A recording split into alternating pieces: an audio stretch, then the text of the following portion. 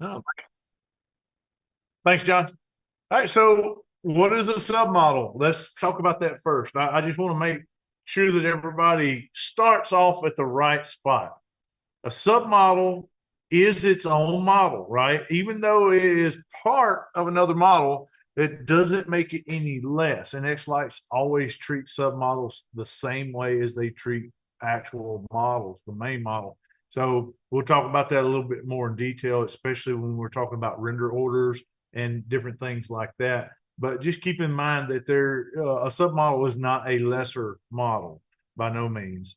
And we're also going to talk about the shape of submodels and things. So that's kind of going to bring me to this next little thing. And I'm going to play a silly little video. And I want you guys to listen to the whole thing for a second here. But the idea behind this is what we're going to see with submodels. This is a square. Can you guess which spot that goes? The square. That's right. It goes in the square. Yes. And how about this rectangle? That one Also the square. goes in there too. Yeah. Up next, we've got this thin rectangle. The thin You guess rectangle. where that goes? The thin rectangle. It goes in the square hole. And up next, a cylinder. The circle. I think that goes in The circle. the square hole. Now, we've also got the semicircle right here. Do you see a slot that would fit The the semicircle. semicircle? The semicircle. It's the square hole. Okay. Up next, the triangle. We know what hole that goes into, right? You go. That's right, square holes. And up next, we have the arc. Arch. Arch. You guessed it, Arch. it goes in the square hole. So the reason why I wanted to show that is that there is a shape that we're going to create when it comes to a submodel. And even though those shapes may appear on the model in different orders and different things, the actual submodel itself is a square. Okay, and we're going to treat it that way. The biggest thing to kind of take away from that is that when we look at our effects, the effects will go across our models and they go across them in a certain pattern. Each type of effect has a certain way that they go, whether it's left to right, up and down, inside out, whatever the case may be. That's what it does.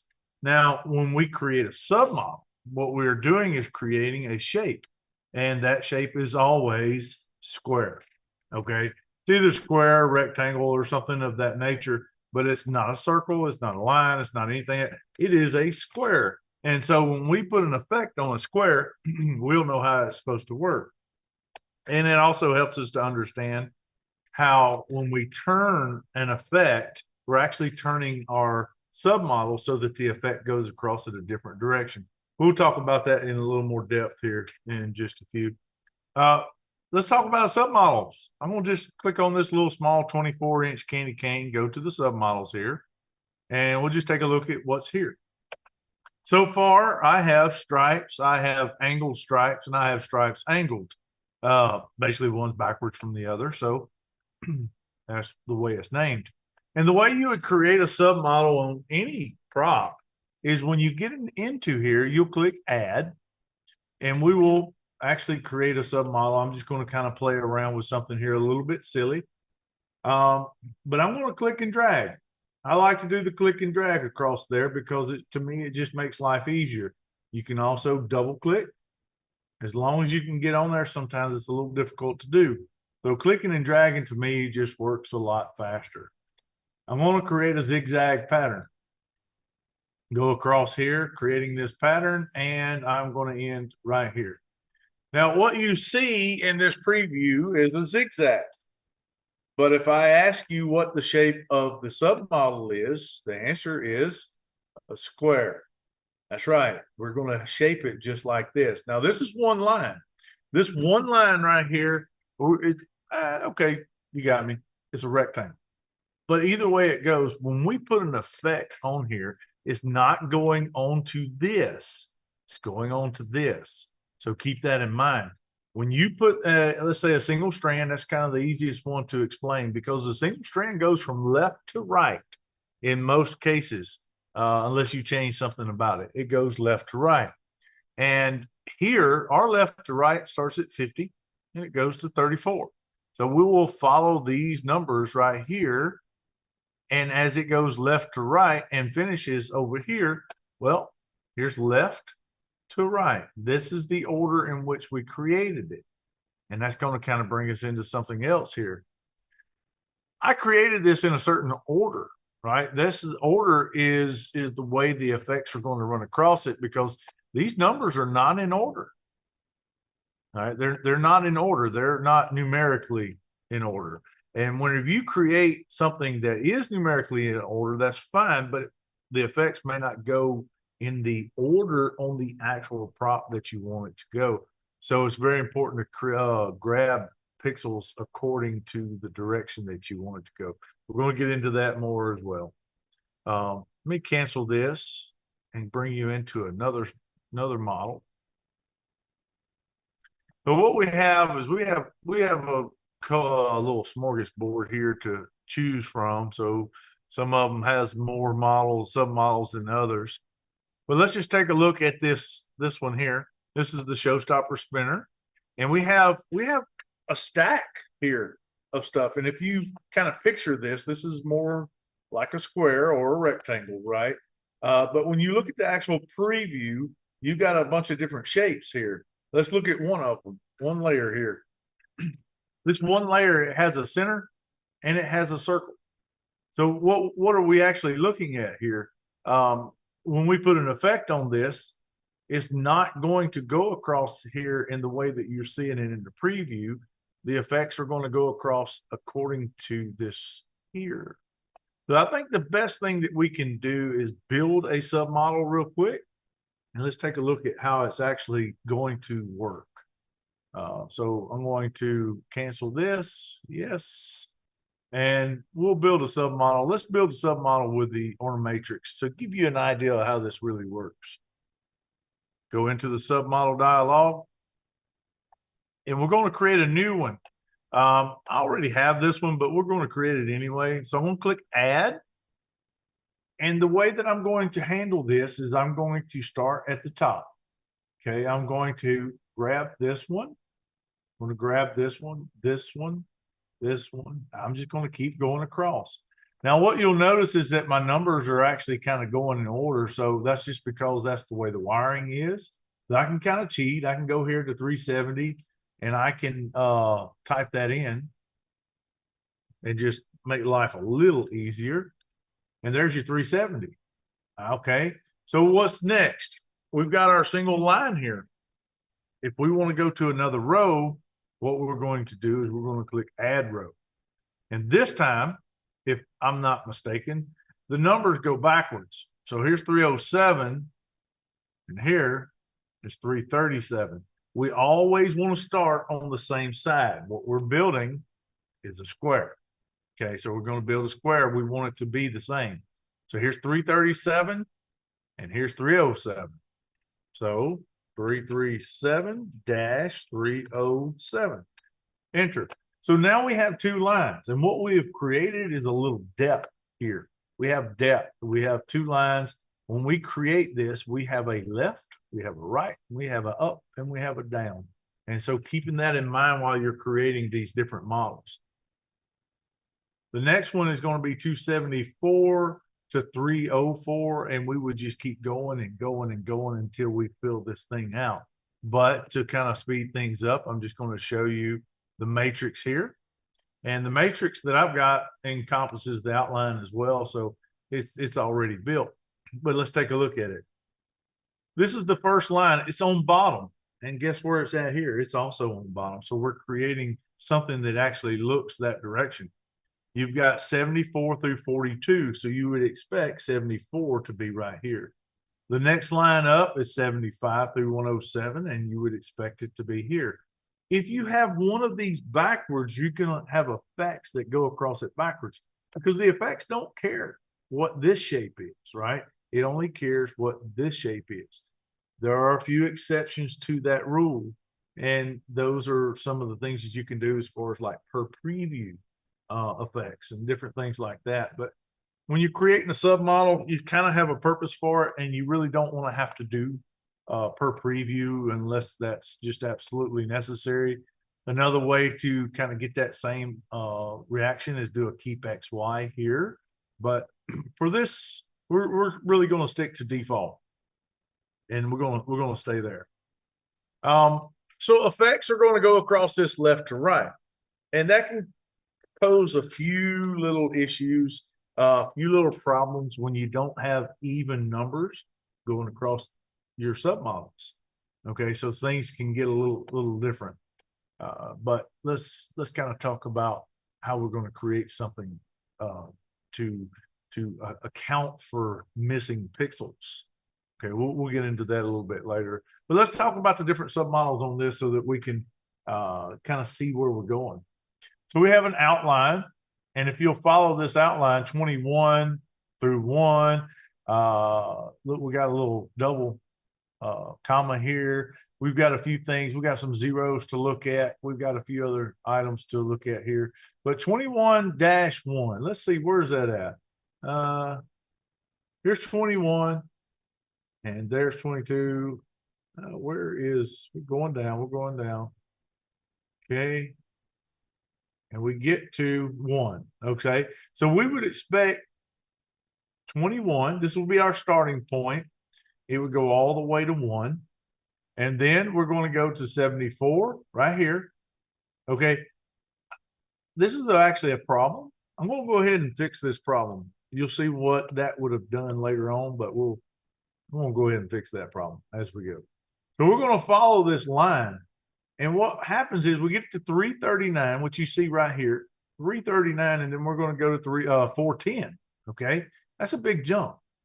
If we were to kind of get out of order, look at this 22. 22 is over here, right? If we had this in numerical order, and let's do that, okay? We're going to do something here.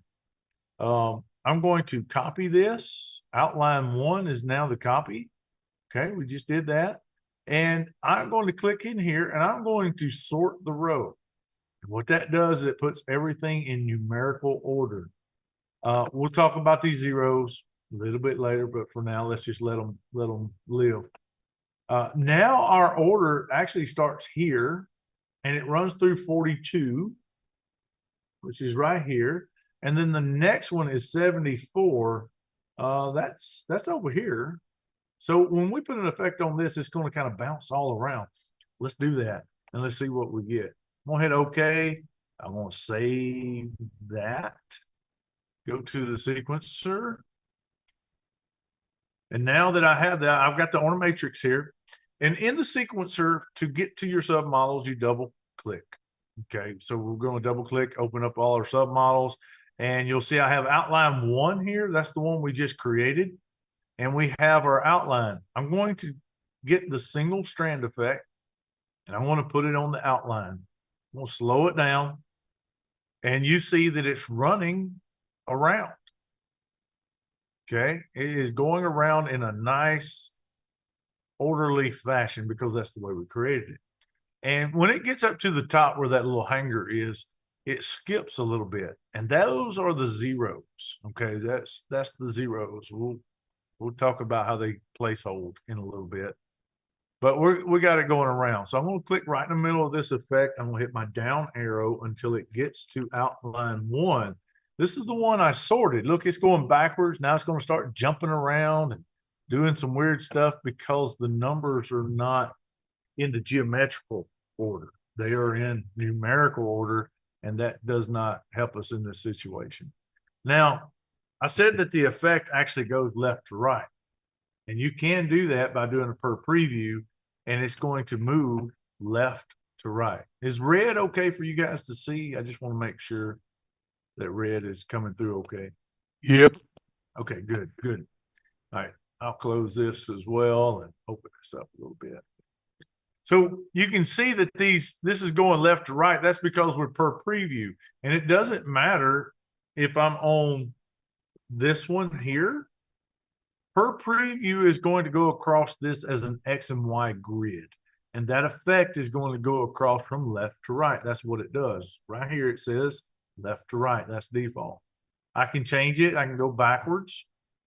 I can also do to the middle, but this is all per preview. So, but if I take it off the per preview and go default, what we are going to see is it run the ordered node selection that we have when we created this actual submodel. But go back to the layout, take a look at that a little bit more. And actually, let's go into another prop here. So this is the eFlake 24. Let's go to the submodels for a minute. We have the spinner, we have the spiral, we have both spirals of rings. We have little spokes, big spokes, fireworks, diamonds, hearts, and bursts. You got a lot of little submodels. And the reason why we have submodels is we can take advantage of the little parts in here that can be utilized for different effects. We can also stack effects, and that's one of the things that we need to consider too when we're creating submodels is how we're going to stack these effects. You generally want your larger submodels, the things that take up the most of the prop, to be up high. Okay, so this is a spinner, but take a look right here. It only goes out to this little section right here. And then you have the big spokes. The big spokes go further out. So realistically, I need the big spokes to be up here. Why don't I have it there? And there's a little exception to this rule, is that these are the ones that are going to be used the most. Okay, so I have them up there to where they're used the most. But what I'm going to show you, let's go back to the sequencer, and I want to show you how that is going to affect things. The render order is also the render order of this list right here. You can click and you can drag some things around. You can move it wherever you need it to go. But remember, this is also your render order, and that's because that's the way it lines up into the sequence. I want to show that to you. So here's the 24 eFlake. Again, I'm going to double click on the matrix to close that out of the way. I'm going to open the eFlake and show you these same ones. And you'll see that they're in the same order in which they were in the actual layout where I had created them. And so what I'm going to do is I'm going to put the submodel or the single strand here. And what you see, and I'm going to change this back to left to right. What you'll see, let me speed that up slightly, is that this effect is going from the center to the outside. Now, why? It's a spinner. We want it to spin, but it's going from the inside to the outside. The quick way to fix that is change this, and now it's going to spin. The reason why the rotate works like this is because what we're doing is we're changing the direction in which the submodel actually lays. Okay, I know it seems like we're changing how this is going across, but it's really we're rotating the submodel in my mind. Take a look at how this is laid out. Let's go back to the submodels. Let's look at the spinner. This is the bottom, right? Here's the bottom. But the first one that it sees is 146. Go to the second. The first one it sees is 145. So what we have is this inside row right here is these pixels right through here. Okay, that's these pixels. So if an effect is getting put on this square here, what's happening is that these pixels are getting lit up first. Then the next set of pixels will get lit up next. That's the default way this is going to go across this spinner. So to change that, what we need to do is we need to turn this. And if we transform it in the layer settings over there, the layer blending style, or not the blending, I'm sorry, the layer settings, what happens is that this becomes, basically this becomes the left. We'll turn it. Okay, so now this is the left, this is next, this one, this one, this one, this one, this one, this one. So essentially what we do is we will, come on, it's not right, there we go. We're going to hit this row first, and it's going to hit it all at once, because just like it hit all these numbers at once, when we transform it, it's going to hit these at once. And then it's going to hit this one, this one, and this one, and this one, and this one, and so forth, until it gets all the way to the end. and starts over. And that's how the spinner works on the being transformed 90 degrees. If you transform it 90 degrees clockwise, you would expect that this one would be the first set that it would go across. All right, so that's going to be this one. If you transform it counterclockwise, you would expect it to be this one first. Okay, and then it would go downwards and it would reverse the direction. So this is a little bit more of why than it is how to build so far. What I'll really be kind of particular on when I build my submodels is the node ordered selection. Again, that's just by picking them like this. So if I click add and I have a submodel, and let me just name it, I'm going to name it dud because I'm going to delete it. I hit enter to make sure that it stays right here, because if I don't, it just reverts back. So now it's there. If I click and just drag across these, it picks them in numerical order. Okay. But that may not be correct. That may not be the way that I want it to be. If you look, 146 is landing right in the middle of this, and that's not going to do us any good. That's going to be really jagged.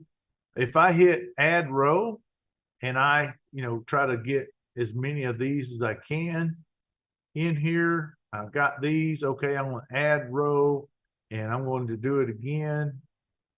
Get as many of these. And you'll notice that these numbers are getting picked because, hey, I couldn't grab them all at once. I'm going to add a row. This one I'm going to grab all at one time. Add a row, and I'm getting tired of adding rows. So we got 4. There are 12 sides. So 3. So watch this trick. Let's do this 3 times. I need to do that 3 more go arounds here. Click add, and now we have all of those. I got some numbers here. I don't know what happened there, but we'll just delete those, get those out of the way. And let's see what we ended up with. But here's number 1, ends up being here. Number 2 is going down the opposite direction. That's not really the direction I want it to go, but they are there. So since this is not the direction I want it to go clockwise, I'm going to reverse the rows right here. And now let's check it out again. That is not the start point that I really wanted. I really wanted it to be right here. So to fix that, what I could do is just click on these and drag them down in the order in which I wanted to. Do that by hitting the down arrow until it gets to the bottom. Okay, click this top one. Let's do the same thing. This one, and you would just keep doing this until you get them in the order in which you want. One more. Now, this is personal preference. I like to start at the bottom and go clockwise. Not everybody likes that.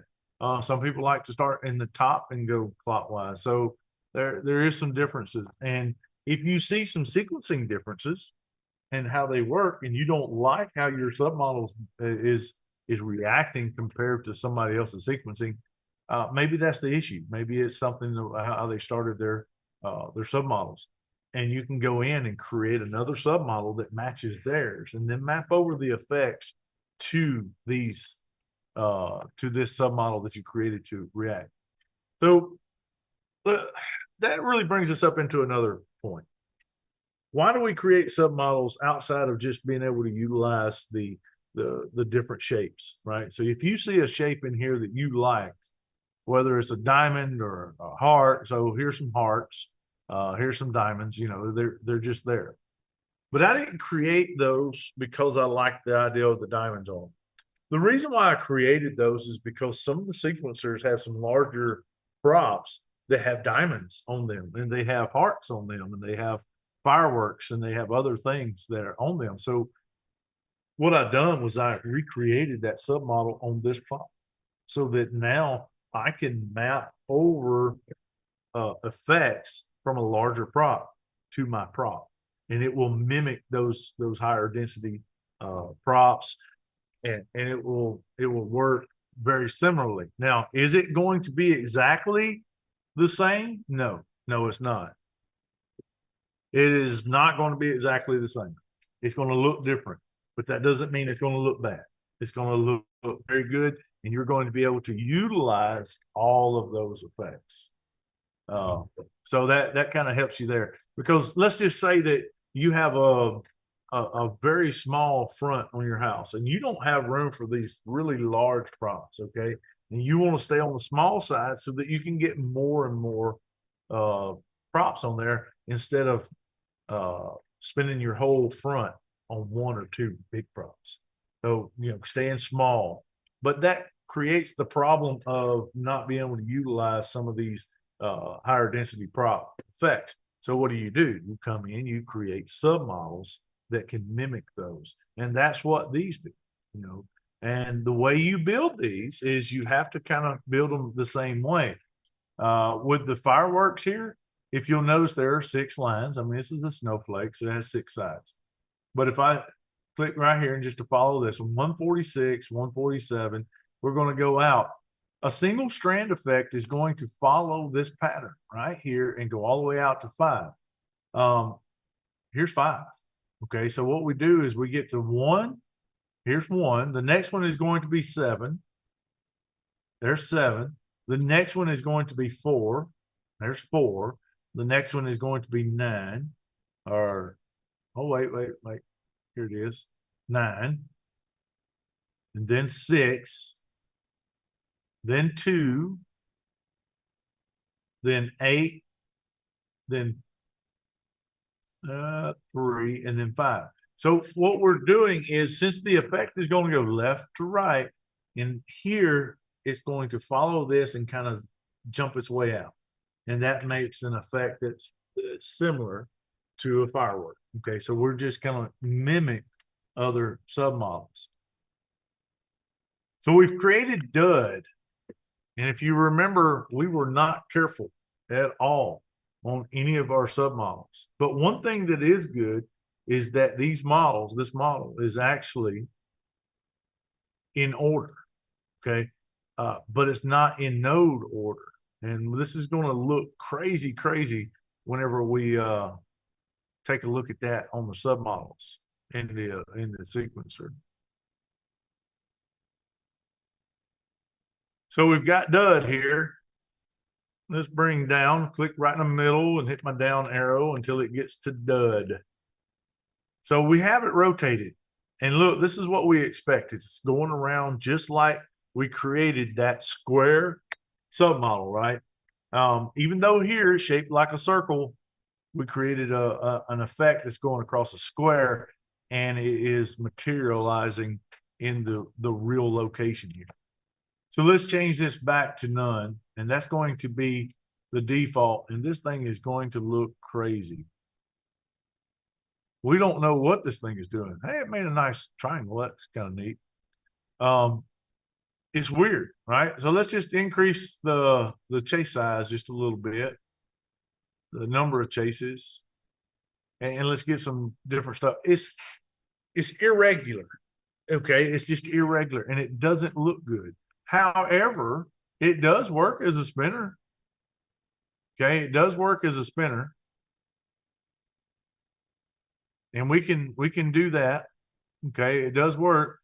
But why would you want to create a submodel that only works one way when you can take the time and build it the correct way and have it to where it can work in lots of different directions? Okay, so this is kind of messed up. But let's bring it up here to, here's hearts. Let's rotate that 90. Okay, and we have hearts. Let's bring it up to fireworks. Now, the fireworks will spin just like the spoke. However, it's going to react differently whenever we change it to none. And what you're seeing, I'm going to change this down to 1. Chase size is 1. It runs out to the end, and it's going to kind of jumble back and forth. Let's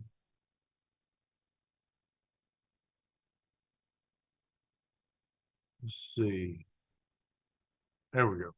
So if we change that here, we've got the number of chases is 3.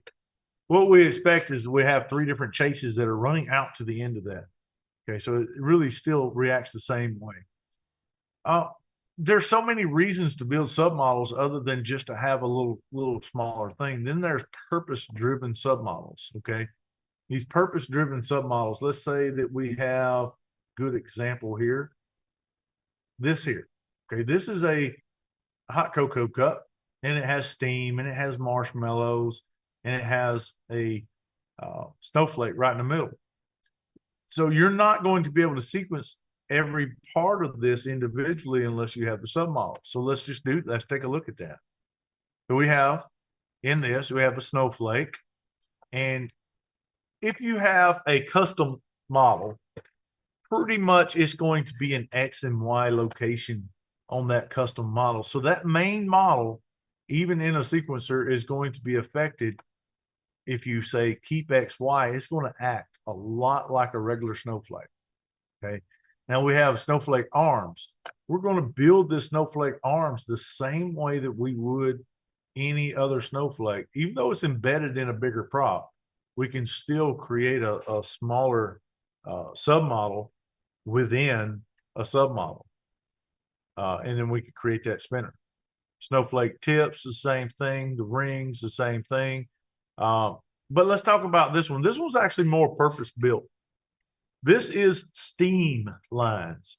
Okay, there you may come up with a lot of different reasons to build stuff, but this one here is what's called a stacked. Okay, it's stacked.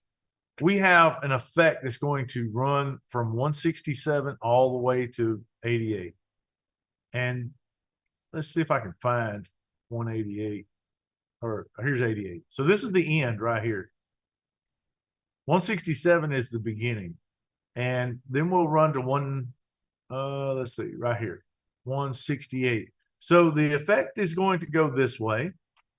Then it probably is going to go through 193. Yep, 193. So it's going to go this way. Then it's going to go this way. Then it's going to go this way, then this way, and so forth and so forth. But this is one line. And the way it's designed is very specific. Not just any effects are going to work across this because it's designed to be, for that very, very purpose. Let's take a look at that. Yes, I'm sure. Sequencer, hot chocolate. Double click, close that one. Double click, open this one. What you have is steam lines. I'm going to put single strand on the steam lines.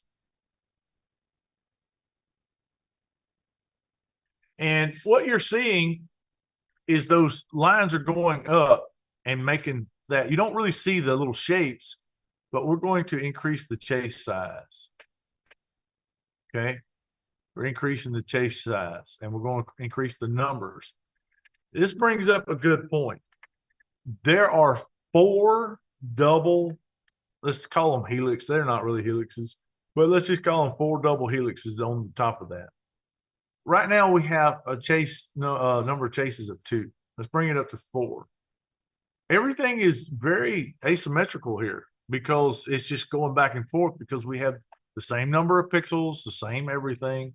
But if we put it at an odd number like 5, we get something a little different. We get something that's acting not automated. Okay, I don't know really how to put it, but what we're looking for is something that doesn't quite look, like we want it to seem a little, I guess, natural. That would be the word that I'm looking for. So we're creating an effect that's going to be a natural steam look. But the problem with steam is that it actually shouldn't be solid. So we're going to put a 3D fade on it and make it look a little more like steam. Let's do this a little better. I'm going to put a state effect here. This prop has a state effect built into it, so we can light it up. And now we're going to change this one from red to white. And now you see that we have a little bit of steam coming off of this coffee cup. We can even do a little bit better.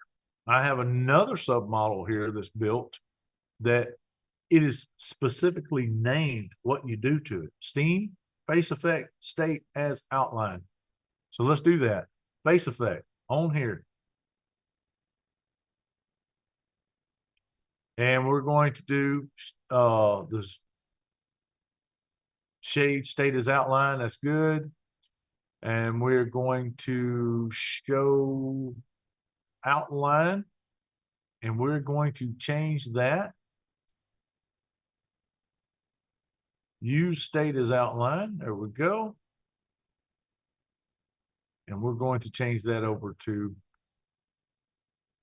brightness. See if I don't break it now. Some things have changed, so that may not work.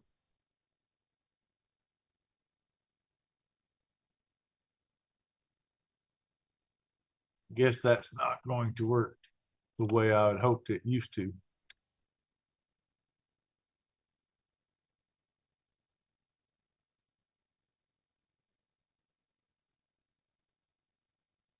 So let me explain what I was trying to get it to do.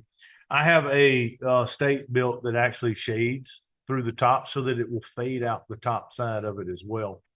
And that gives you a little more of a 3D effect. It generally works pretty good, but for some reason on this version, I'm on 09. That is not working at the moment. So we'll pass that up. All right. So there's a lot of reasons to build submodels, but we're fixing to fix one. We're going to diagnose a problem and then we're going to fix it. And you'll see where we're going to add some placeholders and some things like that. This one's not too much to it. This is a 50 node candy cane. And let's go to the sequencer. I'm going to show you what it does. Here it is. Let me double click, close that one. In fact, I'll get that out of the way so it's not distracting. So take a look at this candy cane. Let me change the rotation here to 90. And what you're seeing, I'm going to try to make it look a little better here. Let's even add some white to that. So what you're seeing is a striped angle that the effect is going across it and going around in circles. But again, my motto is let's fix this model to where it can work every direction and still look good. If I go to none, what you're going to see, let me drop this down a little bit so you see what happens. Let me drop that down even more. Take a look at this. This almost looks straight. And you got these weird ones here happening out of the ordinary. And what's going on is that with the angle, unlike stripes, let me just click this and bring it up. Take a look at stripes. Stripes looks very close. We've got a little problem over here, but we'll fix that pretty quick. But when we go down to the angle, we get this stray. And it's kind of weird. It's out of place. We don't want that. So let's go to layout, take a look at what's going on. So submodels and our culprit, matter of fact, stripes problem was this. This was going backwards. We could probably fix that. Let's see. 33 and then 34 versus 32. Yeah, this one's backwards. So let me reverse that row. That should have fixed that problem. Let's go to the angle stripes. So let's see what's happening here. Let's start from the bottom. We've got 50. All right, it's a single node. And then as this progresses, we're going to pick up 2. Okay. And as it progresses, it's going to pick up 3. Here we go. We got 3. And we will follow that pattern. Like this is, it starts right here. Like here's 49. Here's 49. That means it's on the outer edge. It starts over here, right there. Let's see, 2. Yeah, so 2 is the first one, and then 49. Okay, just looking at this right here. And then if we go up to the third row, this is where we finally get into where we have a full width. We start at 1, go to 3, and then 48. So our order comes from the right to the left. And that's fine. But that's what we got to kind of remember. But let's say instead of right to left, let's say outside. Because up here, here's 20. All right, we want 20 to stay over here. Over here is 29. we also want 29 to be on the left because we're going to kind of invert ourselves as we go over. But the problem is that we're getting a stray. And that stray is causing me anxiety. Okay, so we're going to fix that. The problem, we have 3 wide. Everything is 3 wide except for this one and these 2. Okay, so what we do to fix that is we're going to add placeholders. And the placeholders are simply, we're going to just use zeros. Now you can use zeros, you can use extra commas, and you can use exclamation points. There may be some others, but that's the ones I'm familiar with. So on this first row, what we're going to do is we're going to add 2 zeros, but we got to be very careful. Remember, we're starting on the left side, and if we were to pretend that this keeps going down, then our zeros would be the first ones in this gambit. I want to click right here. I want to hit a 0, 0, comma. What I'm hoping is that now this 0 will be here, and this 0 will be here, and then 50. So the effects is going to be timed so that it doesn't throw it off. Now we'll do the same thing over here, but in this one, we only need 1 0 to get us up there. So 0 and a comma, we're just putting our space in between.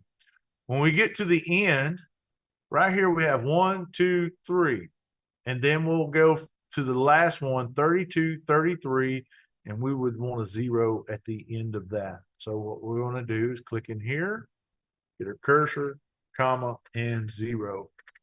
I'm going to hit OK. Let my circle finish, and then go as soon as that gets, okay, go to sequencer, and let's take a look at this now. It's keeping them in line because we now have these spacers there that are going to keep us straight. But without those spacers, the numbers were getting hit at a different rate because there were 2 on one row and 3 on another row. And when the effect's going across them, then obviously it's going to finish one of them quicker than the other, and it's going to try to keep that going. There's probably a good time to kind of ask if anybody has any questions. I don't know if there's anything in chat or not. I can't see it, but if there's any questions, you're welcome to unmute and ask.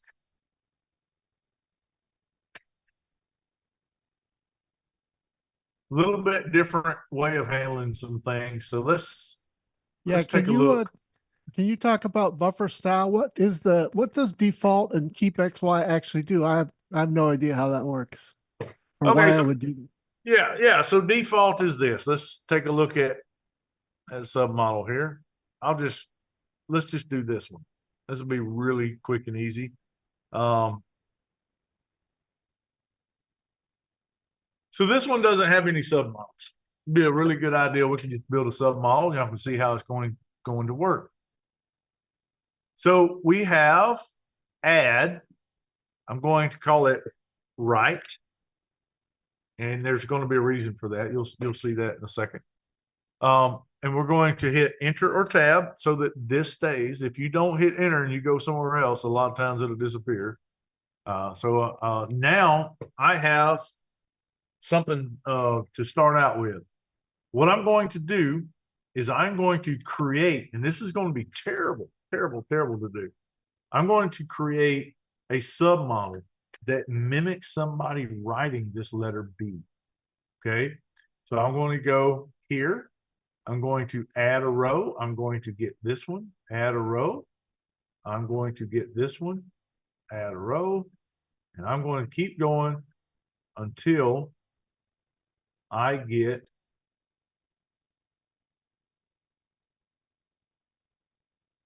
to the bottom.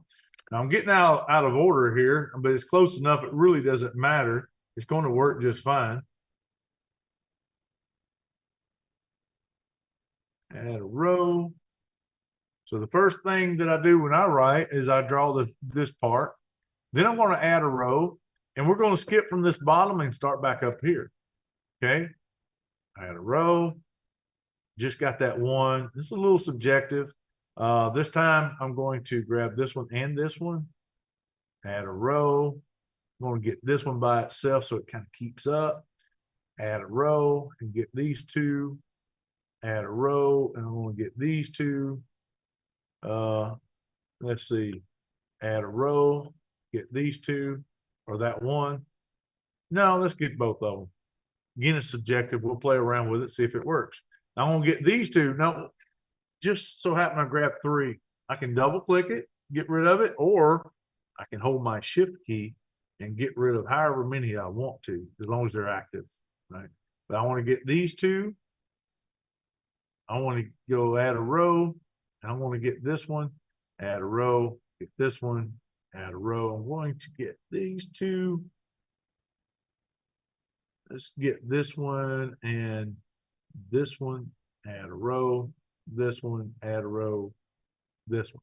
Now, what you'll notice is that all of these has turned pink. That means every one of them has been used. That doesn't mean they're right or whatever. It just means they've been used. And you can see that I have this. This is a very purpose-built, okay? I want it to go in this direction. So when I take a look, I just made this the way I draw it. But this is at the top, okay?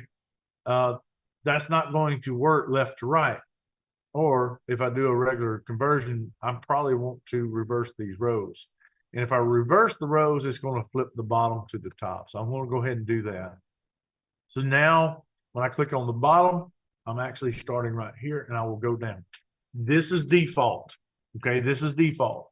So when I put an effect on here, let's say I put the single strand effect. All of these are going to get hit first. But if I transform it, okay, if I transform it, then what it'll do is it'll hit this one, this one, this one, this one, this one, and so forth all the way up. And it's going to follow that pattern that I created. So this is kind of very purposeful.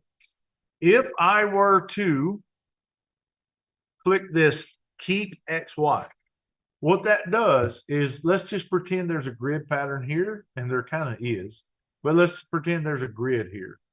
And that grid, if I say keep XY, every one of these pixels are going to be applied in that location. And when you put an effect across there, that effect is going to run it just like it would the main model. And it's almost like a per preview. Okay. And that would really defeat the purpose of what this B is supposed to do. So what I'm going to do here is I'm not only there's a couple of things that I can do. I like using the single strand effect. You can also use the bars effect. The bars effect is up and down. So that when you put in a bars effect, it's going to go up and down, where the single strand by default goes left to right. But I like using the single strand. So what I'm going to do is I want these to be pointed this way instead of up and down. And I can do a vertical buffer. What that does in most senses is that it actually takes these and turns that buffer almost like if you cut the tree and just let it drop. So 4 would typically actually land out here. 14 and 16 would be vertical, and they would be over here on this side, and you would go left to right. And that would be a cause of this draw as what I'm trying to get it to do. So now there's another way to do that. I want to uncheck this. And there's some right-click options that we're going to talk about. Remove duplicates. That's something I don't know how far they've gotten with this, but in most cases, you don't want lines here to have the same nodes. In general, if you have left to right or an up and down, whichever one gets to it first is going to use that node, and then the other one will be blanked out. I don't know if that's changed or not. They were working on that. Suppress duplicates, kind of similar, but sort strands. Let's keep going. I'm not going to talk about stuff I'm not real familiar with because I don't want to lie to you. Uniform row lengths. Okay, in this case, it doesn't matter, but if I were to click uniform row lengths, any of these that has a 1 versus 2, it's going to add something there. It's not going to hurt what I'm doing. So I'm just going to, I better not do it because I got another operation to do, but it would just add the zeros in here and try to make them the same length. the point of doing that is so that if you have an effect and you're turning it, it can actually run that effect, just like in the candy cane where we added the zeros on those lines to kind of fill in a space. Symmetricize rotationally, we will talk about that in a little more detail if we have time. Pivot rows, this is where we're going. Just like vertical buffer, right? Just like vertical buffer actually turns this buffer, we are going to pivot the row. And what that did, it kind of put some space holders. Remember extra commas or space holders? What it done is it's trying to create this pattern. So if I go left to right, let's follow and see what it looks like. 4 through 3. There's 14. There's 15, 16. That's on the end. So let's reverse this node, reverse the nodes. But now we have 14 through 6, 14, 15, 16, and then we should get these in order. So what it's going to do, it's going to run through here. It's going to keep going. It's going to keep going, keep going. And, you know, I don't really care for that. And the reason why I don't care for that, I'll show you why, is because it's going to run here and it's not going to hit this all at once. It's going to go from left to right. I should have left it the way it was, but I can't control Z out of it. So we're just kind of stuck. Let's see. Pivot rows again. Did that fix it? Yeah, but let's reverse the rows. Okay. I'm just going to leave those. Those are really not hurting anything. That's an extra comma. That's a space holder. And the way we're going to be running, doesn't matter. So I'm going to do a vertical buffer so that whenever effects hit it, it's going to hit here and here and here and here all at the same time. And that's kind of what I wanted to do. I'm going to hit OK. Here's the B. Save it. Go to the sequencer. And I'm going to have to bring that in because it's not in this list. Just so you can see what I'm doing. So are you saying then that if you use default, the effect operates on the buffer, and if you use XY, it operates on the geometry? Well, the buffer's there, right? You're just changing what that buffer is by doing that. Okay, so that buffer can be a geometric shape, or it can be a directional shape. I can actually show that to you in just a minute. I'll show you how that works. So I just double clicked my B, brought it in over here. And I'm going to click right in the middle of that and drop it down to the B. Now this is default. I'm going to bring this chase size up so that you can kind of see it, change it out to white, just want one color. It's going left to right. I hope you guys can see that. That's default on the actual prop itself. But we're going to change some things up. Here's my right submodel. Let's drop it down to it. And look, it's like I'm drawing it. I'm going to increase the size here, just like I would write it out. Okay, I could follow that up with something. I could do some different effects on here so that it would stay. I could also click over here and do a persistent, and so that it stays lit the entire time. Okay, so this is kind of playing around. We just created a right submodel. Now, to look at this, let's see.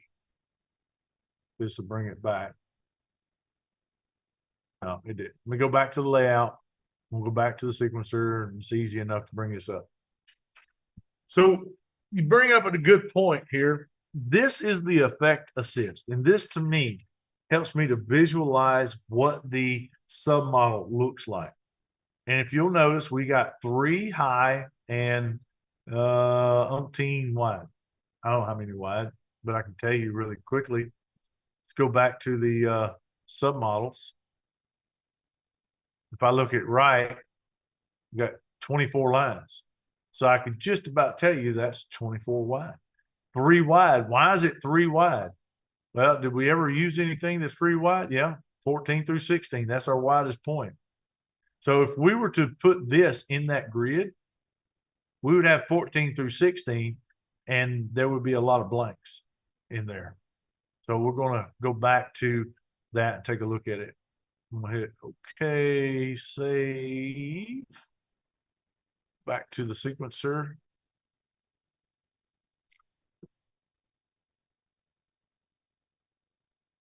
And I guess I got to click on it. There we go. So that submodel we created lands in here, just like this. So if I were to count that, that would be 24. But I'd have to pull my shoes off, and I might stink myself out. But 3 high, 24 wide. That's what that submodel is. And what we can do, we can affect that submodel. We'll drag this window down a little bit by changing this transformation. Watch this effect assist. When I rotate it, it's still there. Okay, I'm going to close that and then open it back up. View, Windows, effect assist. It just lands better when you do that. But what we did, instead of 24 wide, now we're 3. But we still fall within that category of the direct of what we created. 3 wide, 24 high. We can continue to change this around. Okay, rotate here, rotate that way. Basically, it reverses it. Let's see, horizontal flip. But you can kind of see. There we go. Just moving it re-affects it. That's good. All right, so but you can kind of see what we've got going on. And that effect that you're applying that goes left to right is going to go from here to here. And this, yes, it's a square. Well, rectangle, but it's still a square. Okay, so when you think of, we're writing this letter, right? We're writing this letter, but we're following this pattern here.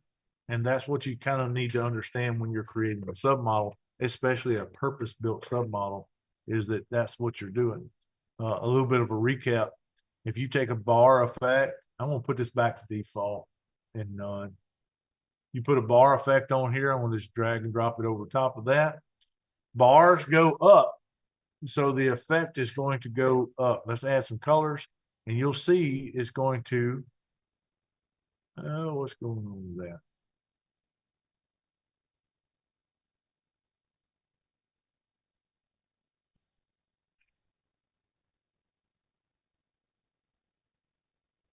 All right, so what it's doing is that it's trying to follow that pattern. I'm going to rotate it 90 degrees, and you'll see now that it's actually following the pattern in the order in which I created it.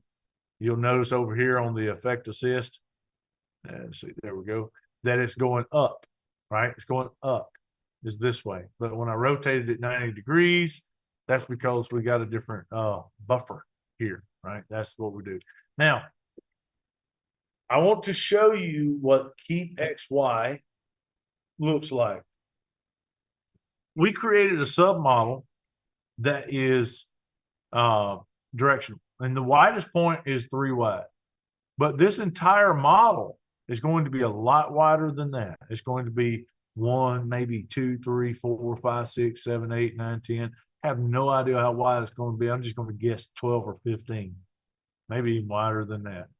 But watch this.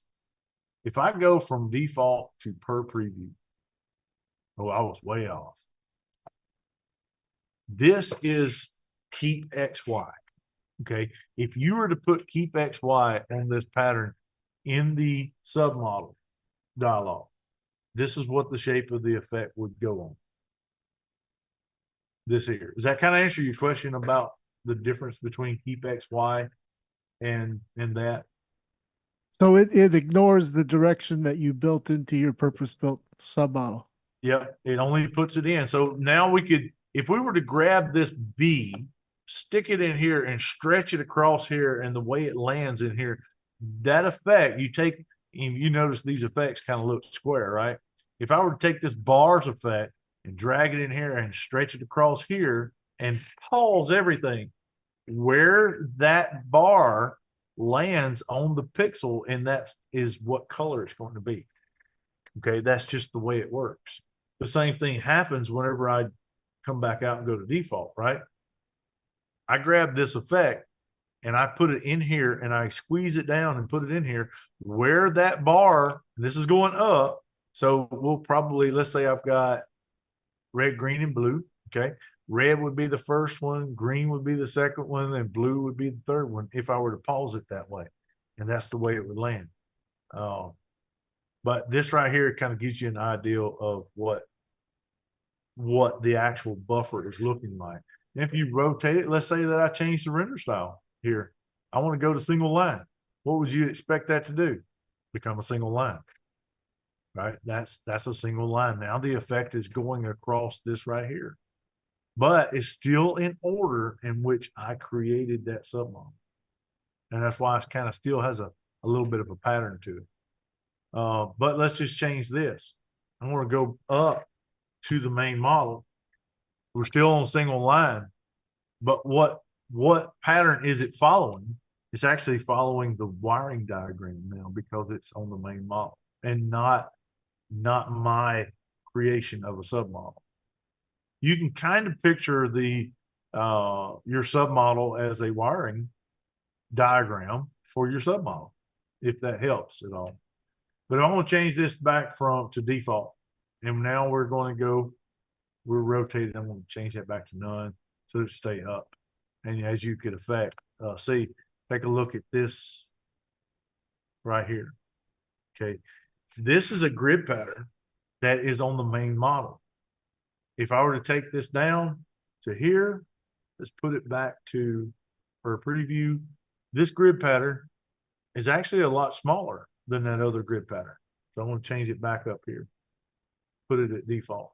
Why is the default pattern so much thicker? Well, the answer lies over here. And I'm probably going to close this out after this. Go to the model data. 54 wide, 92 tall. Okay, so that's the grid you were seeing.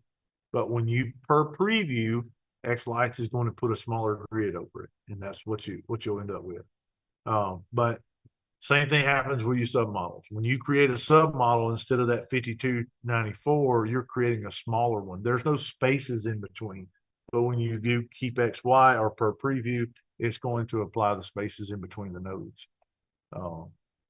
I know it's a little bit different on how I approach this. My biggest direction I was trying to go is to help people understand what the submodel is, not necessarily all about building it, but what it is and how it works. So hopefully I kind of got a few of those points across. Is there any questions? Anybody have anything specific they want to ask? Do you have time to talk a little bit about the subbuffer on the submodel? Because I have no idea what that is or what it would be used for. So the main thing is that's just for view. Okay, that's just for view. That's for you to understand that xLights is kind of going to do most of that under the table. You really don't need to know all that information. What you need to know is how it gets affected. Okay, that's the biggest key is how it gets affected. If I go into a submodel for this B right here, and let's say that I want to create a vertical. Okay, I'm going to click add. I'm going to create a vertical. I'm going to start here and I'm going to go all the way to the bottom. But I want the bottom to be 1. I want the top to be 14. And that's okay right here. That kind of goes that direction, but that's left to right. Okay, but I need it to go this way. I want it to go that way. So I could right click it. I could do a pivot row. Now my 1 is here. Okay, that's upside down. I want that to be the right way. I want this to be the opposite direction. So let's reverse the rows. Now I have a pattern, a square that has a left and right and an up and down. And it is accurate to what I see here. The difference between this buffer and the buffer that you would see on a custom model on the main model, these spaces in between right here also get counted. Even though there's nothing in it, they also get counted. But on a submodel, it does not count the spaces. We're creating a grid pattern. That's the buffer. We're creating that grid pattern with no gaps.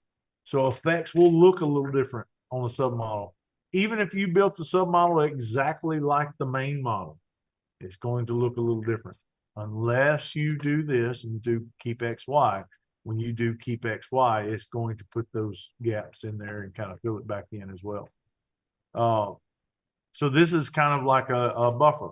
There's nothing, there's no depth or no width to it. It's going to be a single line up, and it's going to be 10 high. So let me show you that in the sequencer. Notice I didn't give it no name. I'm just going to drop this down. 1 wide, 10 high. And that's what we've created right there. That's kind of our buffer size.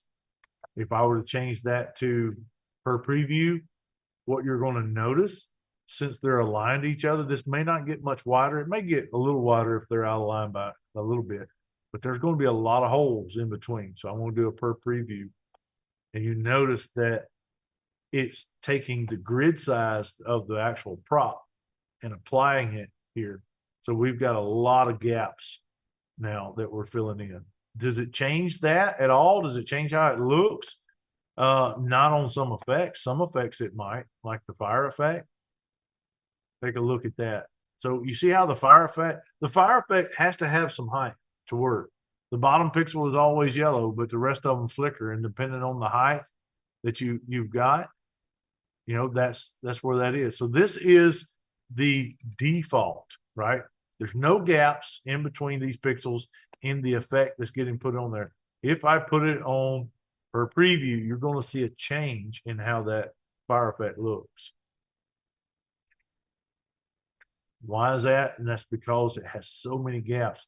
I can bring my height up some more, and have some different things happen. Bring it back down, play around with it a little bit, but it has a little bit different time dealing with that. So let me bring this up to the main model, let you take a look at that. We're applying that effect is per preview. Look at this per preview here, how light that is compared to default. Okay, we're a lot thicker. So we're applying this effect across here the same way, but watch this effect when I change it back. Watch the effect. Do you notice a difference? There is. I mean, it's a little more jumpy, and that's because there's less to jump across.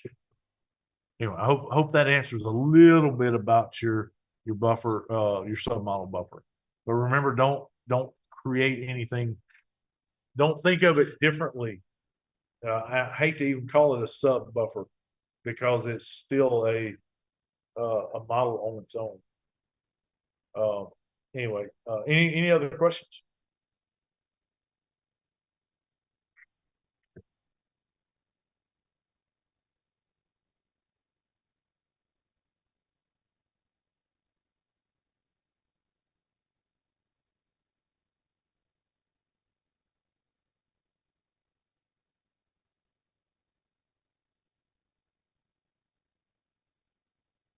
Thanks, John.